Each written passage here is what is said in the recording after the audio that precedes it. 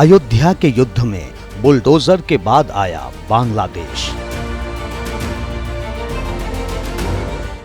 दोनों जगह दलित पीड़ित हैं और आरोपी मुसलमान। इस मुद्दे के जरिए योगी ने संभाला मिल्कीपुर का कमान। याद रखना, जो बांग्लादेश में हो रहा है, जो चर्चाएं हो रही थी अभी, वहाँ 90% जो हिंदू बचा है वह दलित समुदाय से है।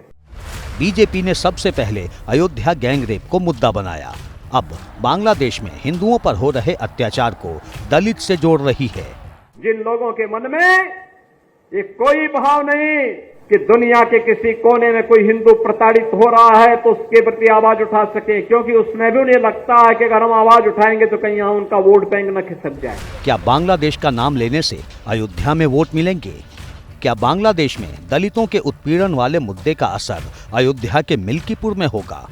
क्या मिल्कीपुर के पासी बांग्लादेश के दलितों के नाम पर बीजेपी को वोट देंगे?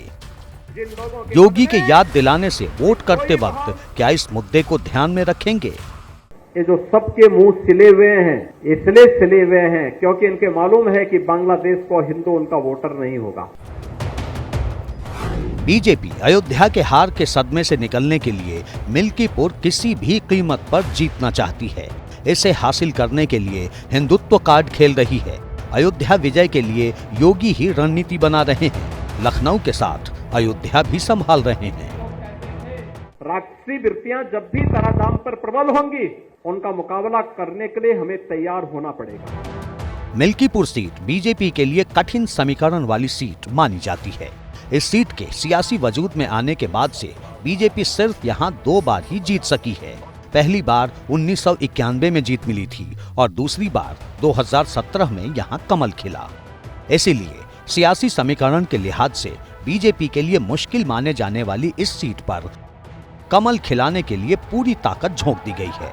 अयोध्या दौरे पर मुख्यमंत्री योगी आदित्यनाथ ने पदाधिकारियों के साथ बैठक कर उनमें नई ऊर्जा का संचार करने के साथ ही सियासी गुणागणित भी बिठाते दिखाई पड़े।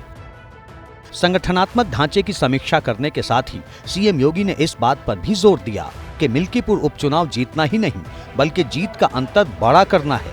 उन्होंने पिछले विधानसभा चुनाव और इस साल हुए लोकसभा चुनाव में पार्टी को मिले वोटों की भी जानकारी लेकर गुणागणित समझाया।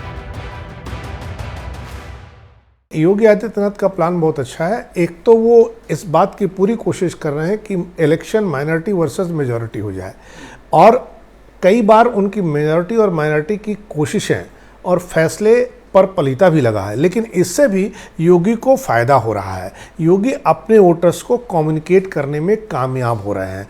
तो मेजॉरिटी और माइनॉरिटी पर जब भी इलेक्शन होगा तो भारतीय जनता पार्टी को चुनाव जीतने में आसानी होगी, क्योंकि कास्ट इक्वेशन में अखिलेश यादव के पास इलाकाई बड़े बड़े नेता हैं जातियों के, तो कास्ट इक्वेशन कभी भी भाजपा के फेवर में नहीं जा सकता है।